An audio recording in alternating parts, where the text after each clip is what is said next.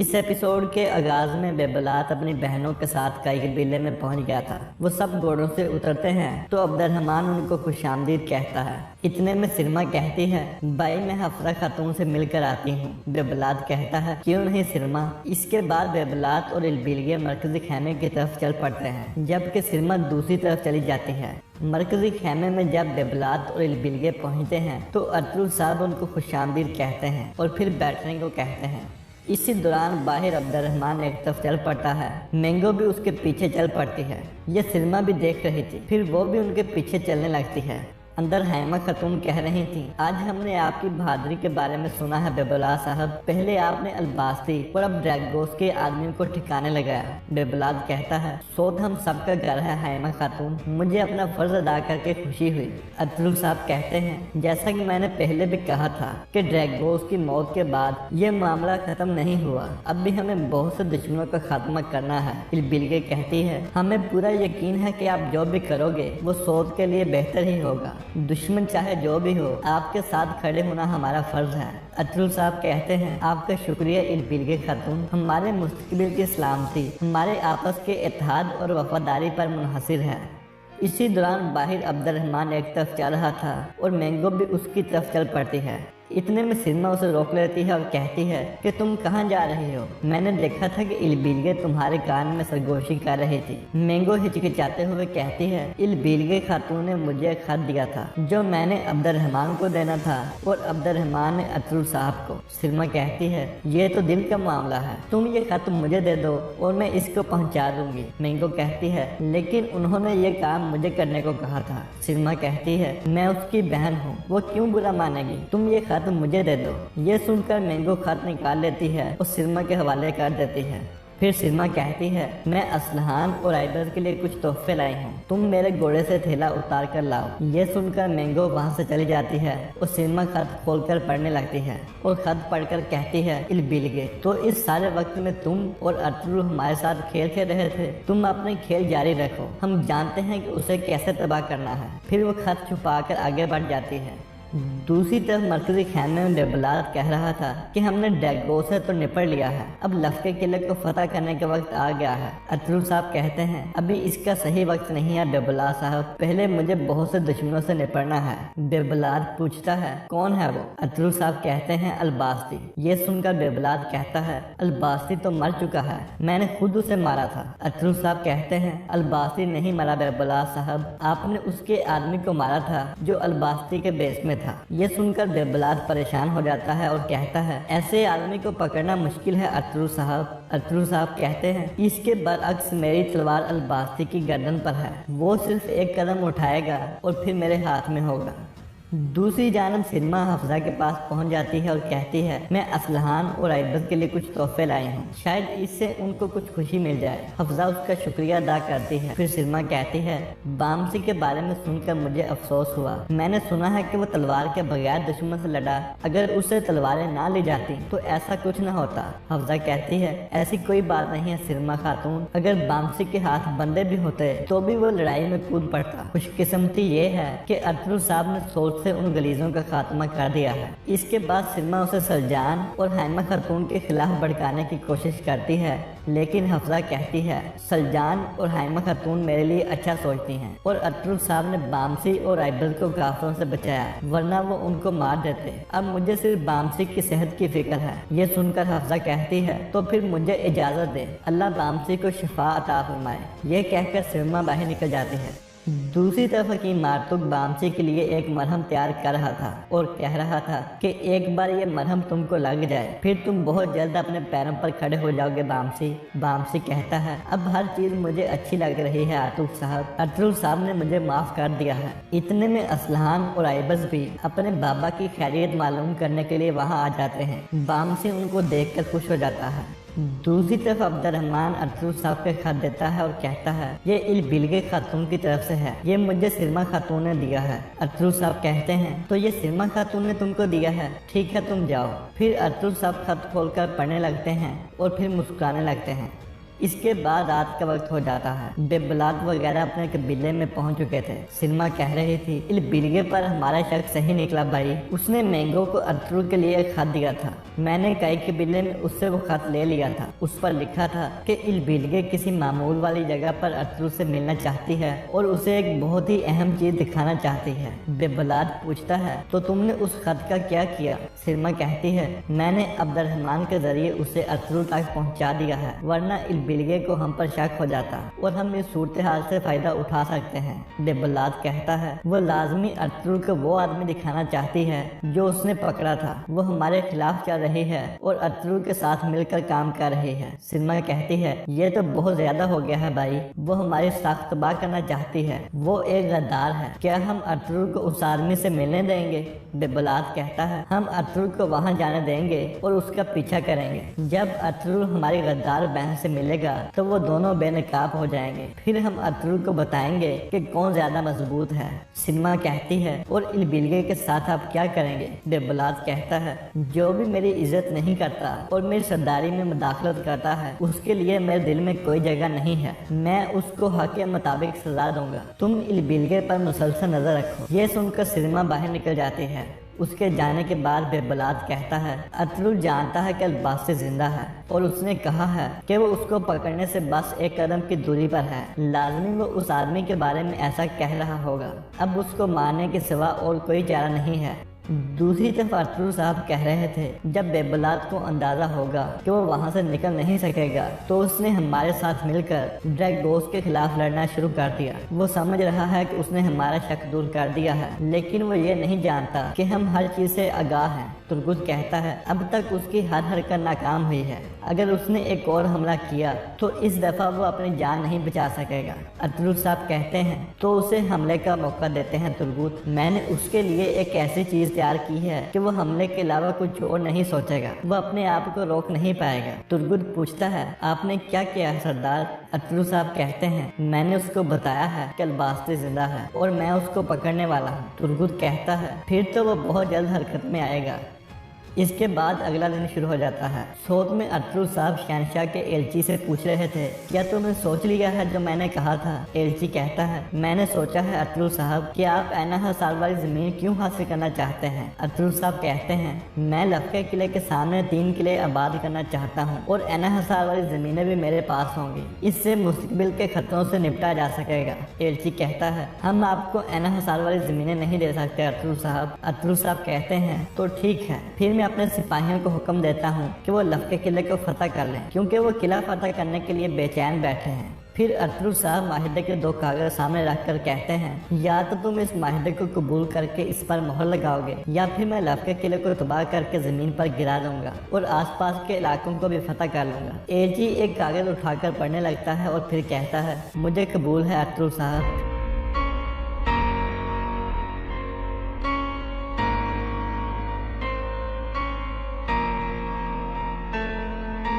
फिर अरतुल साहब कहते हैं, मुझे उम्मीद है कि आप इस माहिदे पर कायम रहोगे ताकि हम तिजारत और अमन को फरोग दे सकें। एजी हाँ में सर हिला के चला जाता है। उसके जाने के बाद हकीम आर्तू कहता है कि ऐना हसार वाली ज़मीनें हमें मुस्तकबिल में बहुत फ़ायदा देंगी अरतुल साहब। हमने तलवार और कलम दोनों से फतह हासिल कर ली है। अरतुल साहब कहते हैं, ऐना हसार की ज़मीनों पर मैं अपने आलमों और दरवेशों को नई ज़िंदगी देना चाहता हूँ जो यहाँ इस्लाम का झंडा लहराएंगे। दूसरी तरफ इलबिलगे अपने हथियार उठाकर खेमे से बाहर आ जाती है। बातुर ने उस पर नजर रखी हुई थी। इसके बाद वो अपने घोड़े की तरफ बढ़ती है और फिर सवार होकर रवाना हो जाती है। ये देखकर बातुर भी खड़ा हो जाता है और तेजी से बेबलाद के खेमे की तरफ बढ़ता है। अंदर जाकर वो बेबलाद को बताता है कि इलबिलगे खातून कबीले से निकल चुकी हैं सरदार। बेबलाद कहता है, तो वो अरतुल से मिलने निकल पड़ी है। हम फौरन उसका पीछा करेंगे बातुर। लाजमी अरतुल अकेला उससे मिलेगा। शिकारी आज शिकार बन जाएगा। चलो चलें। इसके बाद जंगल का मंजर सामने आता है। इसी दौरान इलबिलगे भी आगे बढ़ रहे थे जबकि बेबलाद और उसके आदमी नकाब पहनकर उसका पीछा कर रहे थे।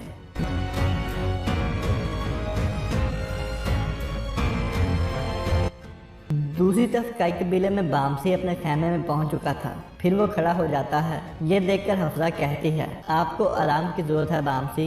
बामसी ज़रा पहनते हुए कहता है, मेरे पास आराम के लिए वक्त नहीं है हफ्सा।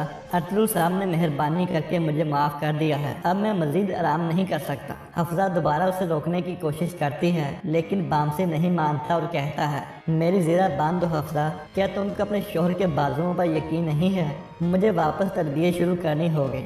फिर हफ्सा उसकी ज़रा बांध देती है और बामसी बाहर चला जाता है। दूसरी तरफ जंगल में इलबिलगे आगे बढ़ रही थी जबकि बेबलाद और उसके आदमी पीछे आ रहे थे। फिर बेबलाद आहिस्ता से कहता है, ये तो गारों की तरफ जा रही है। इसने उस आदमी को यहीं छुपाया होगा। मैं तुमसे हिसाब लूंगा इलबिलगे। बातुर कहता है, अरतुल अभी दिखाई नहीं दे रहा। बेबलाद कहता है, वो आएगा। 2 आदमी मेरे साथ आओ, बाकी यहीं रहकर मेरा इंतजार करो। मैं गार में दाखिल होकर उस आदमी को मार दूंगा। अगर मेरे वापस आने से पहले अरतुल यहाँ पहुँच जाए तो तुम जानते हो कि क्या करना है। ये कहकर वो खड़ा हो जाता है और 2 आदमी उसके साथ चल पड़ते हैं। गार के अंदर कोई नहीं था। बेबलाद कहता है, ये कैसे हो सकता है? वो कहाँ हो सकते हैं? इतने में एक आदमी कहता है, सामने से एक रोशनी आ रही है सरदार। लाजमी वहाँ कोई रास्ता होगा। इसके बाद वो आगे बढ़ने लगते हैं। इसी दौरान इलबिलगे गार से निकलकर आगे बढ़ रही थी और पीछे अपने निशान छोड़ रही थी। थोड़ी देर बाद बेबलाद भी बाहर आ जाता है और इलबिलगे का निशान देख लेता है और फिर खड़ा होकर कहता है, हम इन निशानों के पीछे जाएंगे। ये कहकर वो चल पड़ते हैं। इसी दौरान इलबिलगे मुसलसल आगे बढ़ रही थी।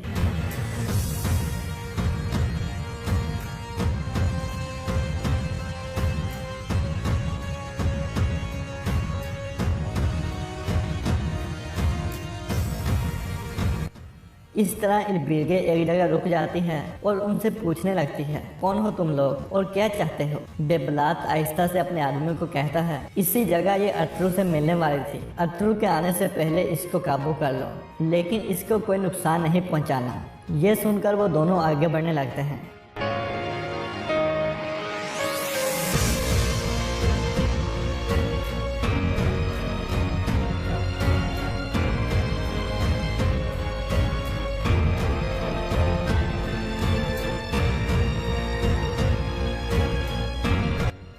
इस तरह अरतुल साहब दोनों आदमियों को मारकर आगे आ जाते हैं और कहते हैं कि खेल खत्म हो गया अलबासी। बेबलाद कहता है, तो तुम जानते थे कि मैं यहाँ आऊँगा। तुमने मेरे लिए एक जाल बिछाया। इसके बाद इलबिलगे के जहन में एक ख्याल आता है जिसमें अरतुल साहब कह रहे थे कि आपके भाई को पता चल गया होगा कि आप उस जख्मी आदमी के पीछे गई थी। वह आपसे मालूमात लेने के लिए कोई जाल भी बिछा सकता है। आप उसके सामने मामूल के मुताबिक रहना ताकि उसे शक ना हो। उसके बाद अरतुल साहब ने उससे खत वाले मंसूबे के बारे में बताया था। इस तरह ये सारा मंसूबा अरतुल साहब का था। फिर अरतुल साहब कहते हैं, जो लोग गद्दारी के अंधेरों में छुपते हैं वो दिन की साफ रोशनी में बेनकाब हो जाते हैं।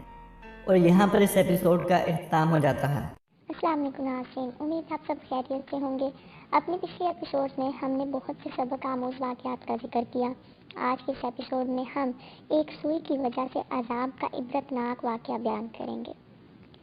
ایک بزرگ نے بڑا عبرتناک واقعہ سنایا کہ ان کے زمانے میں ایک بہت بڑے عالم تھے۔ جب ان کا انتقال ہو گیا تو اس عالم کے انتقال کے بعد ان کے کسی شاگرد نے ان کو خواب میں دیکھا کہ برہنہ جسم کے ساتھ ایک چٹیل میدان میں دوپہر کی سخت گرمی سے بے چین اور پریشان ہو کر ادھر سے ادھر دوڑ رہے ہیں، بے قرار اور بے چین ہیں۔ اس شاگرد نے ان سے پوچھا کہ حضرت، آپ نے تو ساری زندگی اطاعت و عبادات میں اور دین کی خدمت میں گزاری، مخلوق کی اصلاح اور تربیت میں گزاری، کیا ان میں سے کوئی عبادت قبول نہیں ہوئی؟ انہوں نے جواب میں ارشاد فرمایا، ایسا نہیں ہے، بلکہ اللہ تعالیٰ نے جن اعمال صالحہ کی توفیق دی وہ سب قبول ہو گئے ہیں، لیکن جس عذاب میں مبتلا ہوں وہ ایک سوئی کی وجہ سے ہو رہا ہے۔ شاگرد نے پوچھا، وہ کیسے؟ انہوں نے جواب دیا کہ انتقال سے چند روز پہلے میں اپنا کپڑا سینے کے لیے اپنے ایک پڑوسی سے سوئی مانگ لایا تھا، اور پھر کپڑا سی کر سوئی الماری میں رکھ دی اور واپس کرنا یاد نہ رہا، اور اس کے بعد میرا انتقال ہو گیا۔ اب یہ عذاب جو تم دیکھ رہے ہو اسی ایک سوئی کی وجہ سے ہو رہا ہے۔ تم صبح بیدار ہو کر میرے گھر جانا اور گھر والوں سے کہنا کہ الماری میں فلاں جگہ پر وہ سوئی رکھی ہوئی ہے، وہ تم لے کر میرے فلاں پڑوسی کو پہنچا دینا تاکہ مجھ سے یہ عذاب دور ہو جائے۔ چنانچہ وہ شاگرد صبح اٹھ کر سیدھے استاد کے گھر پہنچے اور کہا، فلاں الماری میں فلاں جگہ پر سوئی رکھی ہوئی ہے۔ گھر والوں نے دیکھا تو بتایا کہ ہاں رکھی ہوئی ہے۔ شاگرد نے پوچھا کہ تمہیں یہ معلوم ہے کہ کس کی ہے؟ انہوں نے بتایا کہ ہاں، مرحوم فلاں پڑوسی سے لائے تھے، ہم نے سوچا کہ ذرا آنے جانے والوں کا سلسلہ ختم ہو تو یہ سوئی ان کو واپس کر دیں گے۔ شاگرد نے بتایا کہ میں نے ان کو خواب میں دیکھا کہ اس سوئی کی وجہ سے عذاب میں مبتلا ہیں، اس لیے وہ سوئی تم مجھے دے دو تاکہ میں جلدی سے ان کو واپس کر دوں اور ان کی طرف سے تاخیر کی بھی معافی مانگ لوں۔ چنانچہ شاگرد نے وہ سوئی لے کر پڑوسی کو واپس کر دی اور ان کو بتایا کہ حضرت کو اس سوئی کی وجہ سے عذاب ہو رہا ہے۔ وہ پڑوسی بھی سن کر رونے لگا کہ کتنی معمولی سی چیز کی وجہ سے ان کو عذاب ہو رہا ہے، میں نے اللہ کے لیے ان کو معاف کر دیا، یا اللہ آپ بھی اپنی رحمت سے ان کو معاف فرما دیں، ان کا عذاب دور فرما دیں۔ وہ شاگرد کہتے ہیں کہ جب رات کو میں سویا تو پھر دوبارہ ان کو خواب میں دیکھا، لیکن اب منظر کچھ اور تھا۔ اب حضرت ایک خوبصورت اور سرسبز و شاداب باغ کے بیچوں بیچ ایک مسحری پر آرام فرما رہے ہیں۔ چاروں طرف خدام موجود ہیں، پھلوں اور پھولوں کے درخت لگے ہوئے ہیں، ٹھنڈی ٹھنڈی ہوائیں چل رہی ہیں۔ میں نے قریب جا کر ان کو سلام کیا اور پوچھا کہ اب کیا حال ہے؟ انہوں نے جواب فرمایا کہ جس وقت تم نے پڑوسی کو سوئی پہنچائی اور اس نے کہا کہ میں یہ اللہ کے لیے معاف کرتا ہوں، بس اسی لمحے میرا عذاب ٹل گیا، اور جو نعمتیں تم دیکھ رہے ہو اللہ تعالیٰ نے اپنے فضل و کرم سے اپنے دین کی خدمت کی جو توفیق عطا فرمائی تھی، اس کا صلہ ہے۔ اس واقعہ سے ہمیں یہ سبق ملتا ہے کہ ہم کبھی اپنے ذمہ کسی کی کوئی چیز یا کسی کا کوئی حق نہ رکھیں، بلکہ کسی کی جو بھی چیز یا حق ہمارے ذمے ہے اسے واپس کر دیں۔ اندازہ کیجیے کہ ایک سوئی کی وجہ سے اس قدر عذاب ہے، اور آج جو بے شمار حقوق العباد کے بارے میں لاپرواہی برتی جا رہی ہے اس کا کس قدر وبال ہوگا۔ اللہ تعالیٰ ہم سب کی حفاظت فرمائے، آمین۔ ایک حیرت انگیز اور انوکھا واقعہ۔ ازدلولہ کے عمرہ میں سے ایک ترکی نوجوان تھا۔ اس نے یہ حرکت شروع کی کہ ایک مکان کی دیوار کے سوراخ سے اس مکان میں رہنے والی عورت کو دیکھتا تھا۔ اس عورت نے اپنے شوہر کو بتایا کہ یہ ترکی لڑکا روزانہ بہت دیر تک اس سوراخ سے دیکھتا ہے، اس نے میرا آرام حرام کر دیا ہے، یہاں گھر پر کوئی نہیں ہوتا، دیکھنے والا یہی سمجھے گا کہ میں اس سے باتیں کیا کرتی ہوں، میری سمجھ میں نہیں آتا کہ میں کیا کروں۔ اس کے شوہر نے کہا کہ تو اس کے نام میں خط لکھ، جس کا مضمون یہ ہو کہ روزانہ کھڑا ہونا بیکار بات ہے، جب عشاء کی نماز کے بعد اچھی طرح اندھیرا ہو جائے اور لوگ سو کر غافل ہوں تو تم گھر آ جانا اور دروازے کے پیچھے میں ہوں گی۔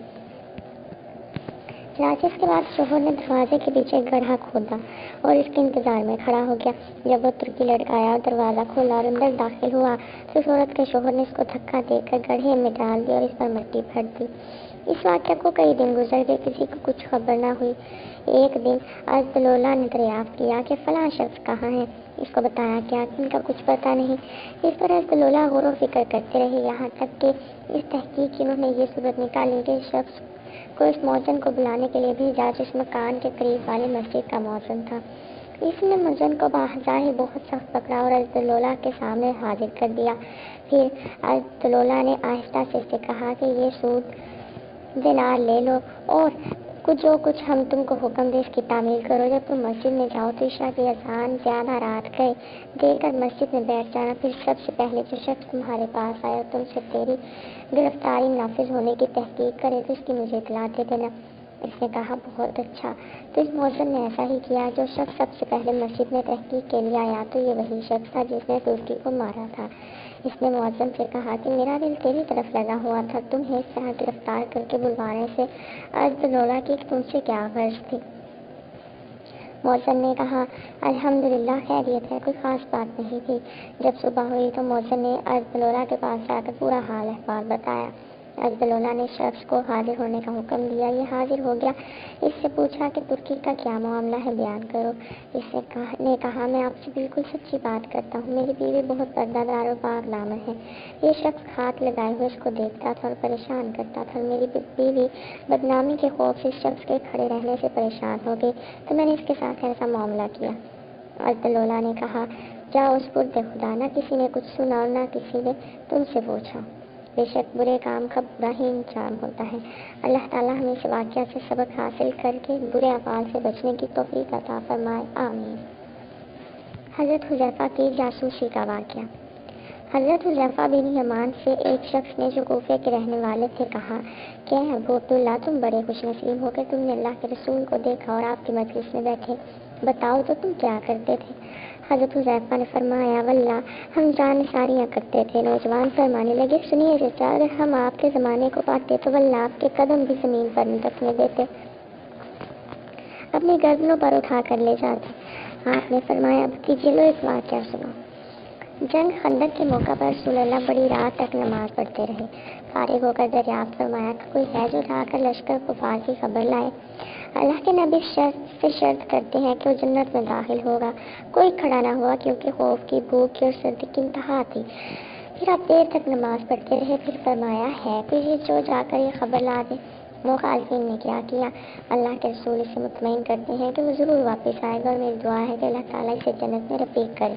اب کے بھی کوئی کھڑا نہ ہوا، اور کھڑا ہوتا کیسے؟ بھوک کے مارے پیٹ کمر سے لگ رہے تھے، سردی کے مارے دانت بج رہے تھے، خوف کے مارے پتے پانی ہو رہے تھے۔ بلاخر میرا نام لے کر رسول اللہ نے آواز دی، اب تو کھڑے ہوئے بغیر چارہ نہ تھا۔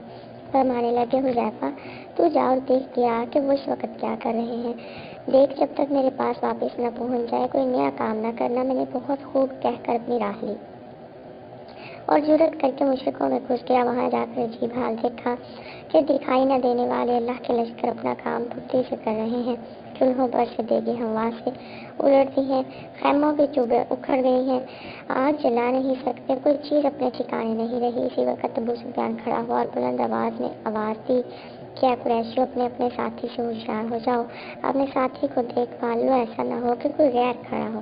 میں نے یہ سنتے ہی میرے پاس جو قریشی جوان تھا اس کا ہاتھ پکڑ لیا اور اس سے پوچھا کہ تو کون ہے؟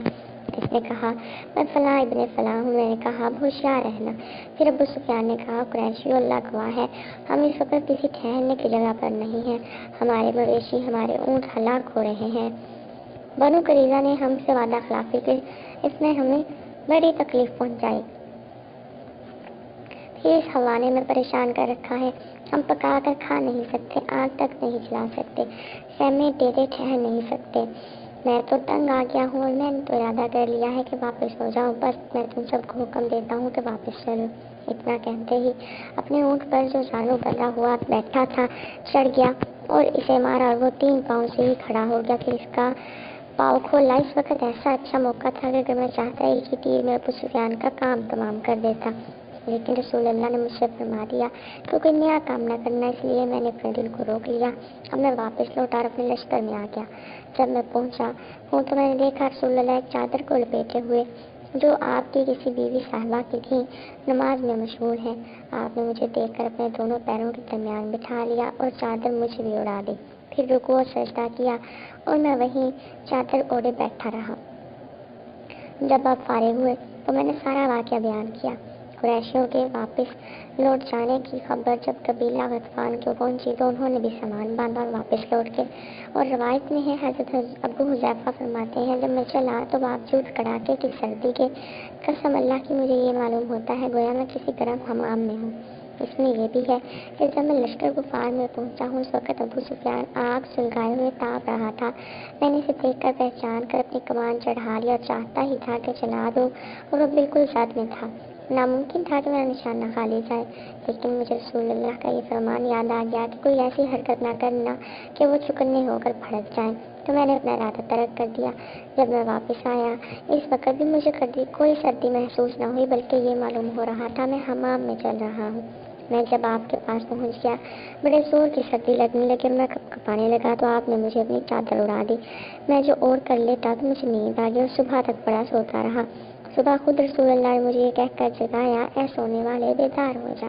اور روایت میں ہے کہ جب اس تابعی نے کہا کہ کاش کہ ہم رسول اللہ کو دیکھ کر آپ کے زمانے کو پاتے، تو حذیفہ نے کہا کاش کہ تم جیسا ایمان ہمیں نصیب ہوتا کہ باوجود نہ دیکھنے کے پورا پختہ عقیدہ رکھتے ہو۔ برادر زادے، جو تمنا تم کرتے ہو یہ تمنا ہی ہے، نہ جانے تم ہوتے کیا کرتے، ہم پر تو ایسے کٹھن وقت آئے ہیں۔ حکیم صاحب کی انوکھی برکت۔ ابو محمد الخشاب غوری سے مروی ہے کہ 1 جولائی کا گزر ایک طبیب پر ہوا۔ اس نے دیکھا کہ وہ کسی مریض کو دوائی کے طور پر ارگ گلاب اور تمر ہندی تجویز کر رہا ہے۔ اس نے کہا کون ہے جو اس کام کو زندگی سے کر سکے؟ یہ جلاحہ اپنی بیوی کے پاس آیا اور اس نے کہا کہ میرے لیے ایک بڑا امامہ بناؤ۔ اس نے کہا تو اس امامہ کا کیا کرے گا؟ اس نے کہا میں اب تو حکیم بنوں گا۔ اس کی بیوی نے کہا کہ تو ایسا مت کر، لوگ تمہیں ماریں گے، جب لوگوں کو تو جان سے مارے گا تو لوگ تمہیں ماریں گے۔ اس نے کہا یہ میرا اٹل فیصلہ ہے۔ پہلے دن جا کر بیٹھا اور لوگوں کے لیے دعائیں تجویز کرنا شروع کر دی اور کافی روپے کمائے، اور کئی دن ایسا کرتا رہا۔ پھر آ کر بیوی نے کہا کہ میں روزانہ ایک گولی بنا لیتا ہوں، دیکھ کتنا کما چکا ہوں۔ اس کی بیوی نے کہا کہ یہ کام چھوڑ دیں۔ اس جلاحے نے کہا ایسا نہیں ہو سکتا۔ ایک دن ایسا ہوا کہ ایک باندی کا گزر حکیم صاحب کی طرف سے ہوا۔ اس نے دیکھا کہ اپنی مالکہ سے کہا کہ جو کہ سخت بیمار تھی، میرا جی چاہتا ہے کہ نیا طبیب تمہارا علاج کرے۔ اس ملکہ نے کہا کہ اس کو بلائیں۔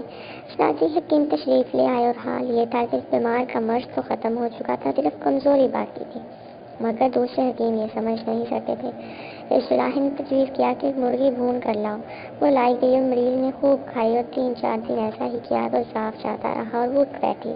پھر تو اس کی خوب واہ واہ ہوئی۔ آہستہ آہستہ یہ خبر بادشاہ تک پہنچ گئی۔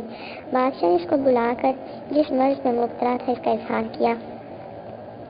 اتفاقیہ طور پر اس نے ایسی دعائیں کہہ دی جس سے اس کو فائدہ پہنچا اور بادشاہ ٹھیک ہو گیا۔ اس کے بعد بادشاہ کے پاس ایسے لوگوں کی جماعت آئی جو اس جلاحے کو جانتی تھی۔ انہوں نے کہا کہ یہ شخص ایک جلاحہ ہے، یہ کچھ نہیں جانتا۔ سلطان نے کہا کہ اس شخص کے ہاتھ سے مجھے صحت ہوئی اور فلاں عورت کو اسی کے علاج سے صحت ہوئی، یہ میرا تجربہ ہے، اس کے خلاف میں تمہاری بات تسلیم نہیں کروں گا۔ انہوں نے کہا کہ ہم تجربہ کرانے کے لیے اس کے سامنے مسائل رکھتے ہیں۔ بادشاہ نے کہا ایسا کر لو۔ انہوں نے کچھ سوالات تجویز کرائے۔ اس کے لیے جلاحے نے کہا کہ اگر میں ان مسائل کے جوابات تمہارے سامنے بیان کروں گا تو تم جواب نہیں سمجھ سکو گے، کیونکہ جوابات کو وہی سمجھ سکتا ہے جو کہ طبیب ہو۔ لیکن اگر تمہیں تجربہ ہی کرنا ہے تو اس طرح کر لو، کیا تمہارے یہاں کوئی بڑا شفا خانہ ہے؟ لوگوں نے جواب دیا کہ ہے۔ پھر اس نے کہا کہ اس میں ایسے بیمار ہوں گے جو مدت سے پڑے ہوئے ہوں؟ لوگوں نے کہا ہاں ہے۔ اس نے کہا کہ میں بس ان کا علاج کرتا ہوں، تم دیکھتے رہ جاؤ گے کہ سب کے سب چند دن میں عافیت کے ساتھ اٹھ کھڑے ہوں گے۔ کیا میری قابلیت کے اظہار کے لیے کوئی دلیل اس سے بڑی ہوگی؟ لوگوں نے کہا نہیں۔ چنانچہ جب سب شفا خانہ کے دروازے پر پہنچے اس نے لوگوں سے کہا کہ تم سب یہاں بیٹھو، میرے ساتھ اندر کوئی نہ آئے۔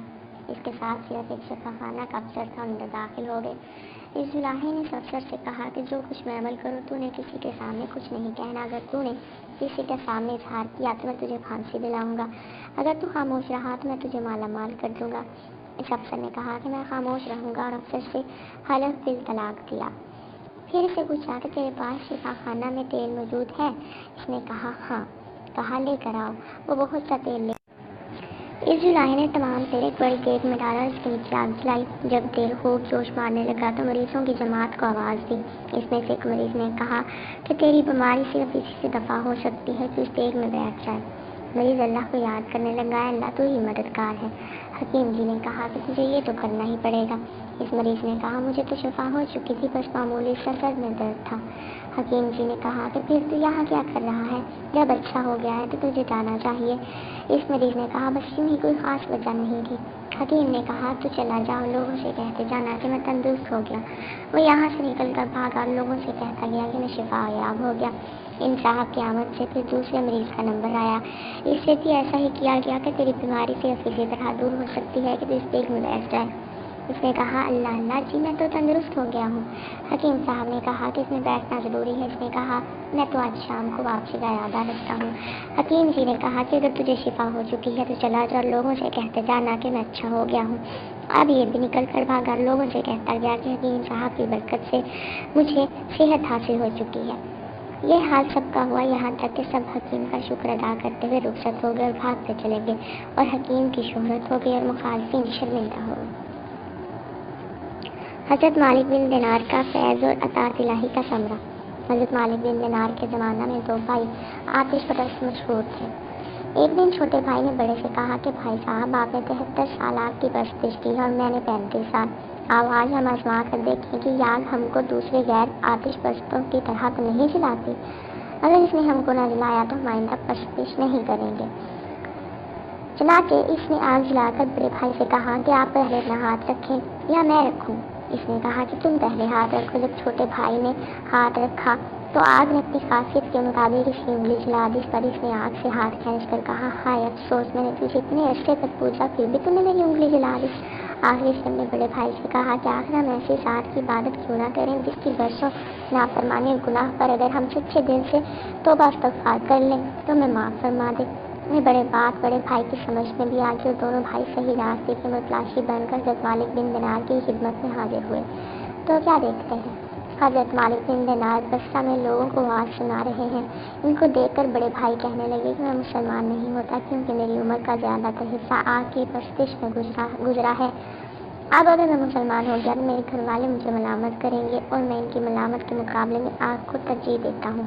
چھوٹے بھائی نے سمجھایا کہ لوگوں کی ملامت تو ایک دن زائل ہو جائے گی لیکن دوزخ کی آگ زائل نہ ہوگی، مگر بڑے بھائی کی سمجھ میں نہ آیا اور وہ بد نصیب چلا گیا۔ لیکن چھوٹا بھائی اپنے بیوی بچوں کو لے کر حضرت مالک بن دینار کی خدمت میں حاضر ہو گیا اور واعظ سے فارغ ہونے کے بعد تمام معجزہ ان کو سنایا اور درخواست کی کہ اس کو بیوی بچوں کے ساتھ مسلمان بنائے۔ چنانچہ حضرت مالک بن دینار نے ان سب کو مسلمان کیا اور اس نوجوان نے جب مسلمان ہو کر واپس ہونا چاہا تو حضرت مالک بن دینار نے فرمایا ذرا ٹھہرو، میں تمہارے لیے اپنی شاگردوں میں سے کچھ جمع کر دوں۔ جس پر نوجوان نے عرض کیا میں کچھ نہیں چاہتا اور واپسی میں ایک ویرانہ میں آباد گھر دیکھ کر اس میں مقیم ہو گیا۔ صبح کو بیوی نے کہا بازار جا کر کوئی ایسا کام تلاش کرو جس سے بچوں کی گزر ہو سکے۔ چنانچہ وہ نوجوان تلاش معاش کے لیے نکلا مگر کہیں کوئی مزدوری نہ ملی، تو اس نے سوچا آخر اللہ تعالیٰ ہی کی مزدوری کیوں نہ کروں۔ یہ سوچ کر دوسرے روز ویرانہ میں جا کر مغرب تک نماز پڑھتا رہا اور رات کو پھر خالی ہاتھ مکان پر چلا گیا۔ بیوی نے دریافت کیا ہمارے لیے کچھ لائے ہو؟ تو اس نے جواب دیا ہاں، آج میں نے بادشاہ کی مزدوری کی ہے مگر اس نے کچھ نہیں دیا، کل کو اجرت دینے کا کہا ہے۔ یہ سن کر سب بچے مجبوراً بھوکے سو رہے۔ صبح کو پھر بیدار کیا اور کوئی مزدوری نہ ملی تو دن بھر عبادت الہی میں گزار دیا اور شام کو گھر آ کر بیوی سے کہا کہ بادشاہ نے جمعہ تک اجرت دینے کا وعدہ کیا ہے۔ آخر جمعہ بھی آ گیا، جمعہ کو بھی جب کوئی کام نہ ملا تو اس دن بھی وہ عبادت ہی میں مصروف رہا اور زوال کے بعد دونوں ہاتھ آسمان کی طرف اٹھا کر دعا کی، اے اللہ، اے میرے پروردگار، تو نے مجھے اسلام کی دولت سے نواز کر ہدایت عطا فرمائی، بس اس دین کی برکت اور عظمت سے اہل و عیال کے نفقہ کا غم بھی میرے دل سے دور فرما دے کیونکہ مجھے ان کے حال کی تبدیل ہو جانے کا اندیشہ ہے۔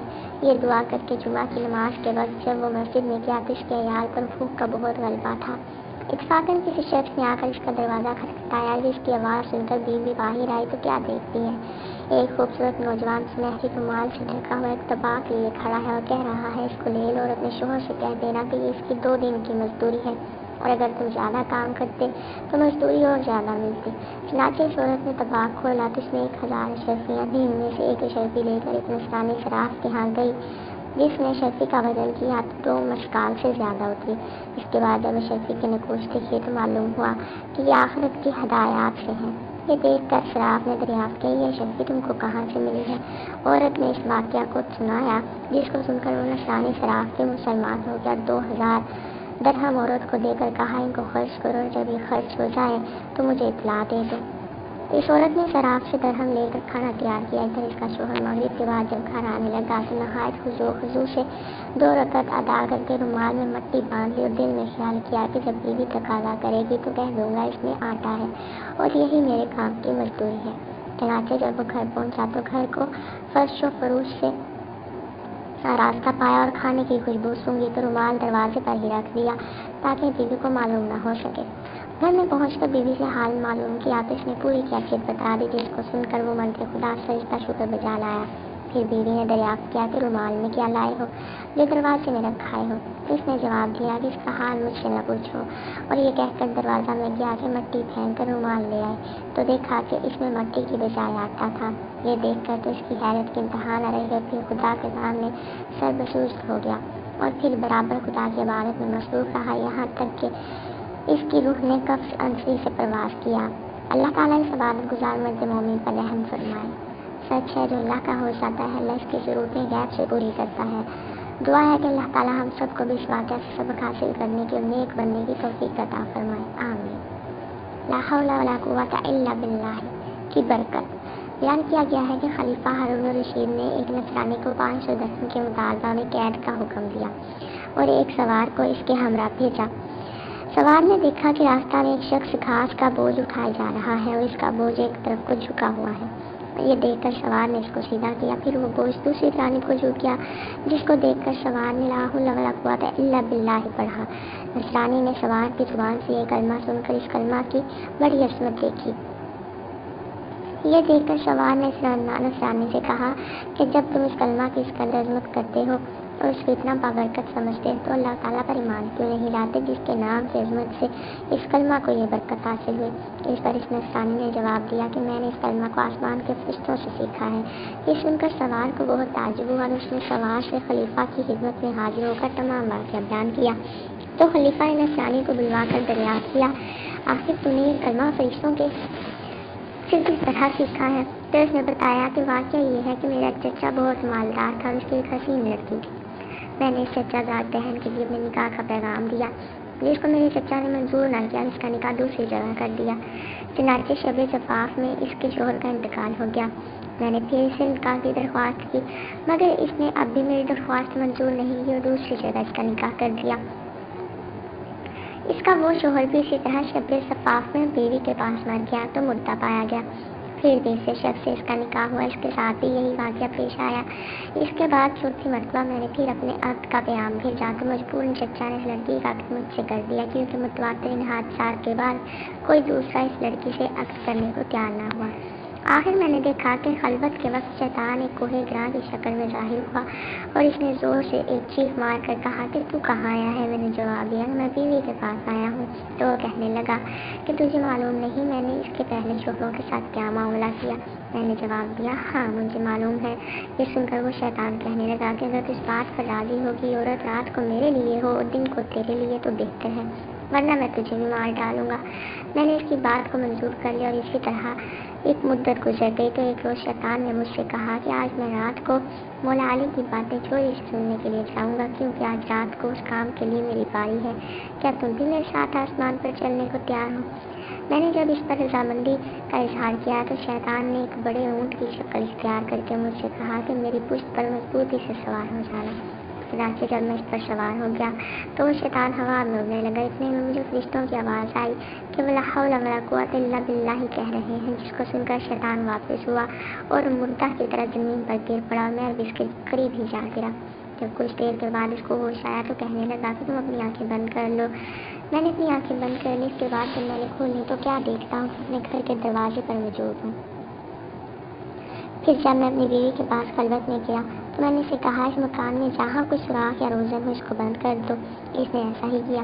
چنانچہ جب رات کو شیطان گھر میں داخل ہوا تو میں نے دروازہ بند کر دیا اور باہر سے دروازے کی طرف منہ کر کے لا حول ولا قوت الا باللہ پڑھنا شروع کیا۔ जो मैंने फरिश्तों से सुनकर याद कर लिया था। इतने में मैंने एक सख्त आवाज़ सुनी, फिर दूसरी और तीसरी मरतबा ला हौला वला कुव्वता इल्ला बिल्लाह पढ़ा। तो इसके बाद बीवी ने मुझे पुकारा कि अंदर आ जाओ। जब मैं अंदर गया तो बीवी ने बयान किया कि जब तुमने पहली मरतबा पढ़ा तो शैतान ने यहाँ से भागने का रास्ता तलाश किया, मगर इसे कोई रास्ता नहीं मिला। जब दूसरी मरतबा तुमने पढ़ा तो आसमान से एक आग ने उतर कर शैतान को घेर लिया, और जब तीसरी मरतबा तुमने पढ़ा तो इस आग ने शैतान को जलाकर राख कर दिया और अल्लाह ताला ने हमें इस मलून से निजात दे दी। खलीफा हारून रशीद ने नसरानी की ज़ुबानी यह वाक़या सुनकर इसको आज़ाद कर दिया और वो 500 रहम भी माफ़ फरमा दिए जिनके अवज़ इसको कैद का हुक्म दिया था। ये सब बरकत कलमा ला हौला वला कुव्वता इल्ला बिल्लाह की थी, जिसके पढ़ने से ये सब बरकत ज़ाहिर हुई। अल्लाह ताला हमें भी इस अज़मत को जानकर इसका कसरत से विर्द करने की तौफीक अता फरमाए, आमीन। बनी इसराइल के एक आबिद का वाक़या। वहाब बिन मंबा कहते हैं कि बनी इसराइल में एक आबिद था कि इस ज़माने में कोई आबिद इसके मुकाबिल न था। इसके वक्त में 3 भाई थे। इनकी बहन थी जो बाकरा थी। इसके सिवाय और भी बहन न रखते थे। इत्फाकन इन तीनों भाइयों को कहीं लड़ाई पर जाना पड़ा। इनको कोई ऐसा शख्स नजर आया जिसके पास अपनी बहन को छोड़ जाए और इस पर भरोसा करें। लिहाजा सब ने इस बात पर इत्फाक किया कि इसको आबिद के सुपुर्द कर जाए। वो आबिद इनके ख्याल के मुवाफिक तमाम बनी इसराइल में सरका और परहेज़गार था। चनाचे इसके पास आए और अपनी बहन को हवाले करने की दरख्वास्त की कि जब तक हम लड़ाई से वापस आए हमारी बहन आपके साया-आफ़त में रहे। आबिद ने इनकार कर दिया और इनसे इनकी बहन से खुदा की पनाह मांगी। वो ना माने और इसरार करते रहे कि इनकी बहन को अपनी निगरानी में रखना मंजूर कर लें। हत्ता कि आबिद ने इनकी दरख्वास्त को मंजूर कर लिया। कहा कि अपनी बहन को मेरी इबादत खाने के सामने किसी घर में छोड़ जाओ। उन्होंने एक मकान में इसको लाकर उतारा और चले गए। वो लड़की आबिद के करीब एक मुद्दत तक रहती रही। आबिद इसके लिए खाना लेकर चलता था और अपने इबादत खाने के दरवाजे पर रखकर कवाड़ बंद कर लेता था और वापस अंदर चला जाता था। लड़की को आवाज़ देता था और वो अपने घर से आकर ले जाती थी। रावी ने कहा कि फिर शैतान ने आबिद को बहकाना शुरू किया।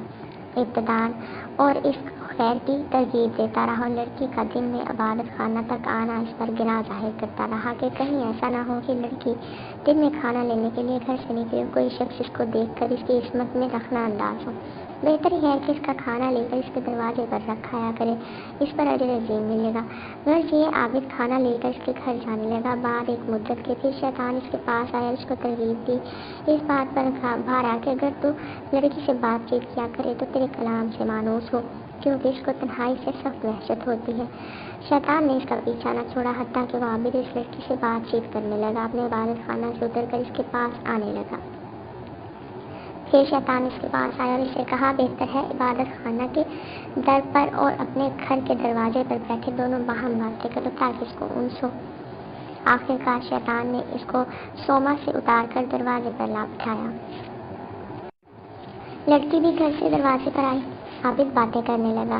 एक ज़माने तक ये हाल रहा। शैतान ने आबिद को फिर कार खैर की रग़बत दी और कहा, बेहतर है कि खुद लड़की के घर के करीब जा बैठे और हम कलामी करे, इसमें ज़्यादा दिलदारी है। आबिद ने ऐसा ही किया। शैतान ने फिर तहसील सवाब की रग़बत दी और कहा कि अगर लड़की के दरवाजे से करीब हो जाए तो बेहतर है, ताकि इसको दरवाजे तक आने की भी तकलीफ न उठानी पड़े। आबिद ने यही किया कि अपने सौमे से लड़की के दरवाजे पर आकर बैठता था और बातें करता था। एक अरसे तक यही कैफियत रही। शैतान ने फिर आबिद को उभारा कि अगर ऐन घर के अंदर जाकर बातें करे क्या बेहतर है, ताकि लड़की बाहर ना आवे और कोई इसका चेहरा ना देख पाए। गर्ज आबिद ने शेवा इख्तियार किया। लड़की के घर के अंदर जाकर दिन भर इससे बातें किया करता और रात को अपने सोमे में चलाता। इसके बाद शैतान इसके पास आया और लड़की की खूबसूरती इस पर जाहिर करता रहा, यहाँ तक कि आबिद ने लड़की के सानों पर हाथ मारा और इसके रुखसार का भूसा ले लिया। फिर रोज़ बरोज़ शैतान लड़की को उसकी नज़रों में आराइश देता रहा और इसके दिल में गलबा करता रहा, हत्ता कि वो इससे मुलव्वस हो गया और लड़की ने हामला होकर एक लड़का जना। फिर शैतान आबिद के पास आया और कहने लगा कि आप बताओ कि अगर इस लड़की के भाई आ गए और इस बच्चा को देखा तो तुम क्या करोगे? मैं डरता हूँ कि तुम जलील हो जाओ या तुम्हें रुसवा कर दें। तुम इस बच्चा को लो ज़मीन में गाड़ दो।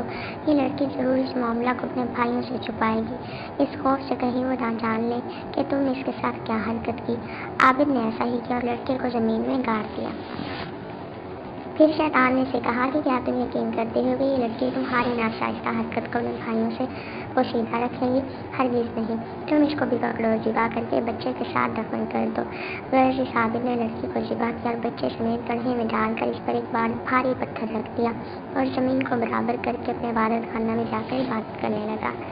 ایک مدت گزرنے کے بعد لڑکی کے بھائی لڑائی سے واپس آئے اور عابد کے پاس جا کر اپنی بہن کا احوال پوچھا۔ عابد نے ان کو اس کے مرنے کی خبر دی، افسوس ظاہر کر کے رونے لگا اور کہا، وہ بڑی نیک بیوی تھی، دیکھو یہ اس کی قبر ہے۔ بھائی قبر پر آئے اور اس کے لیے دعائیں خیر کی اور روئے اور چند روز اس کی قبر پر رہ کر اپنے لوگوں میں آئے۔ راوی نے کہا، جب رات ہوئی اور وہ اپنے بستروں پر سوئے تو شیطان ان کو خواب میں ایک مسافر آدمی کی صورت میں بن کر آیا۔ پہلے بڑے بھائی کے پاس گیا اور اس کی بہن کا حال پوچھا۔ اس نے عابد کو اس کے مرنے کی خبر دینا اور اس پر افسوس کرنا اور مقام قبر دکھانا بیان کیا۔ شیطان نے کہا، سب جھوٹ ہے، تم نے کیوں کر اپنی بہن کا معاملہ سچ مان لیا؟ عابد نے تمہاری بہن سے بدفعل کیا، وہ حاملہ ہو گئی اور وہ ایک بچہ ہے نا۔ عابد نے تمہارے ڈر کے مارے اس بچہ کو اس کی ماں سمیت ذبح کیا اور گڑھا کھود کر دونوں کو ڈال دیا۔ جس گھر میں وہ تھی اس کے اندر داخل ہونے میں وہ گڑھا دائیں جانب پڑتا ہے۔ تم چلو اور اس گھر میں جا کر دیکھو، تم کو وہاں دونوں ماں بیٹے ایک جگہ ملیں گے، جیسا کہ میں تم سے بیان کر چکا ہوں۔ پھر شیطان منجلے بھائی کے خواب میں آیا، اس سے بھی ایسا ہی کہا۔ پھر چھوٹے کے پاس گیا، اس سے بھی یہی گفتگو ہوئی۔ جب صبح ہوئی تو سب لوگ بیدار ہوئے اور تینوں اپنے اپنے خواب میں تعجب تھے۔ ہر ایک کے پاس آپس میں ایک دوسرے سے بیان کرنے لگا کہ میں نے رات عجیب خواب دیکھا۔ سب نے ماہم جو کچھ دیکھا بیان کیا۔ بڑے بھائی نے کہا، یہ خواب وقت ایک خیال ہے اور کچھ نہیں، یہ فکر چھوڑو اور اپنا کام کرو۔ چھوٹا کہنے لگا کہ میں تو جب تک اس مقام کو دیکھ نہ لوں گا بعد میں آؤں گا۔ تینوں بھائی چلے جس گھر میں ان کی بہن رہتی تھی، آئے، دروازہ کھولا اور جو جگہ خواب میں بتائی گئی تھی تلاش کی اور جیسا ان سے کہا گیا تھا اپنی بہن اور اس کے بچے کو ایک گڑھے میں ذبح کیا ہوا پایا۔ انہوں نے عابد سے کل کیفیت دریافت کی۔ عابد نے شیطان کے اس قول کے اس فعل کے بارے میں تصدیق کی۔ انہوں نے اپنے بادشاہ سے جا کر شکایت کی۔ عابد سونے سے نکالا گیا اور اس کو دار پر کھینچنے کے لیے لے چلے۔ جب اس کو دار پر کھڑا کیا تو شیطان اس کے پاس آیا اور کہنے لگا، تم نے مجھے پہچانا، میں ہی تمہارا وہ ساتھی ہوں جس نے تم کو عورت کے فتنے میں ڈال دیا، یہاں تک کہ تم نے اس کو حاملہ کر دیا اور ذبح کر ڈالا۔ اب اگر تم میرا کہنا مانو، تم مجھ کو سجدہ کیا کرو تو میں تم کو اس بلا سے نجات دوں۔ عابد نے سجدہ کیا، خدا تعالیٰ نے سے کافر ہو گیا۔ پھر جب عابد نے کفر باللہ کیا، شیطان اس کو اس کے ساتھیوں کے قبضے میں چھوڑ کر چلا گیا۔ انہوں نے اس کو دار پر کھینچا اور وہ اپنے انجام کو پہنچا۔ اندازہ کیجیے کہ شیطان ہمارا کس قدر سنگین دشمن ہے اور اس کے وار کس قدر خطرناک ہے۔ چنانچہ ہمیں چاہیے کہ اس واقعہ سے سبق حاصل کریں، شیطان کے ہتھ کنڈوں سے اپنے آپ کو بچائیں۔ اللہ تعالیٰ ہماری حفاظت فرمائے، آمین۔ ایک چرواہے کا عجیب واقعہ۔ غزوہ خیبر کے موقع پر ایک چرواہا حضور اقدس کی خدمت میں آیا۔ وہ یہودیوں کی بکریاں چرایا کرتا تھا۔ اس چرواہے نے جب دیکھا کہ خیبر سے باہر مسلمانوں کا لشکر پڑاؤ ڈالے ہوئے ہے، اس کے دل میں خیال آیا کہ میں جا کر ان سے ملاقات کروں اور دیکھوں کہ یہ مسلمان کیا کہتے اور کیا کرتے ہیں۔ چنانچہ بکریاں چراتا ہوا مسلمانوں کے لشکر میں پہنچا اور ان سے پوچھا کہ تمہارے سردار کہاں ہیں؟ صحابہ کرام نے بتایا کہ ہمارے سردار حضور اس خیمے کے اندر ہیں۔ پہلے تو اس چرواہے کو ان کی باتوں پر یقین نہیں آیا۔ اس نے سوچا کہ اتنے بڑے سردار ایک معمولی سے خیمے کے اندر کیسے بیٹھ سکتے ہیں۔ اس کے ذہن میں یہ تھا کہ جب آپ اتنے بڑے بادشاہ ہیں تو بہت ہی شان و شوکت اور ٹھاٹ باٹ کے ساتھ رہتے ہوں گے، لیکن وہاں تو کھجور کے پتوں کی چٹائی سے بنا ہوا خیمہ تھا۔ خیر، وہ اس خیمے کے اندر آپ سے ملاقات کے لیے داخل ہوا اور آپ سے ملاقات کی اور پوچھا کہ آپ کیا پیغام لے کر آئے ہیں اور کس بات کی دعوت دیتے ہیں۔ آپ نے اس کے سامنے اسلام اور ایمان کی دعوت رکھی اور اسلام کا پیغام دیا۔ اس نے پوچھا، اگر میں اسلام کی دعوت قبول کر لوں تو میرا کیا انجام ہوگا، کیا رتبہ ہوگا؟ آپ نے فرمایا، اسلام لانے کے بعد تم ہمارے بھائی بن جاؤ گے اور ہم تمہیں اپنے گلے سے لگائیں گے۔ اس چرواہے نے کہا کہ آپ مجھ سے مذاق کر رہے ہیں، میں کہاں اور آپ کہاں؟ میں ایک معمولی سا چرواہا ہوں اور میں ایک سیاہ فام انسان ہوں، میرے بدن سے بدبو آ رہی ہے، ایسی حالت میں آپ مجھے کیسے گلے سے لگائیں گے؟ آپ نے فرمایا، ہم تمہیں ضرور گلے سے لگائیں گے اور تمہارے جسم کی سیاہی کو اللہ تعالیٰ تابانے سے بدل دیں گے اور اللہ تعالیٰ تمہارے جسم سے اٹھنے والی بدبو کو خوشبو سے تبدیل کر دیں گے۔ یہ باتیں سن کر وہ فوراً مسلمان ہو گیا اور کلمہ شہادت پڑھ لیا۔ پھر آپ صلی اللہ علیہ وآلہ وسلم سے پوچھا کہ یا رسول اللہ میں کیا کروں؟ آپ نے فرمایا کہ تم ایسے وقت پر ایمان لائے ہو کہ نہ تو اس وقت کسی نماز کا وقت ہے کہ تم سے نماز پڑھواؤں، نہ ہی روزہ کا زمانہ ہے کہ تم سے روزے رکھواؤں، زکوٰۃ تم پر فرض نہیں۔ اس وقت تو صرف ایک ہی عبادت ہو رہی ہے جو تلوار کی چھاؤں میں انجام دی جاتی ہے، وہ ہے جہاد فی سبیل اللہ۔ اس چرواہے نے کہا رسول اللہ میں اس جہاد میں شامل ہو جاتا ہوں، لیکن جو شخص جہاد میں شامل ہوتا ہے اس کے لیے دو میں سے ایک صورت ہوتی ہے، یا غازی یا شہید۔ تو اگر اس جہاد میں شہید ہو جاؤں تو آپ میری کوئی ضمانت لیجیے۔ آپ نے فرمایا میں اس بات کی ضمانت لیتا ہوں کہ اگر تم جہاد میں شہید ہو گئے تو اللہ تعالیٰ تمہیں جنت میں پہنچا دیں گے اور تمہارے جسم کی بدبو کو خوشبو سے تبدیل فرما دیں گے اور تمہارے چہرے کی سیاہی کو سفیدی میں تبدیل فرما دیں گے، چونکہ وہ چرواہا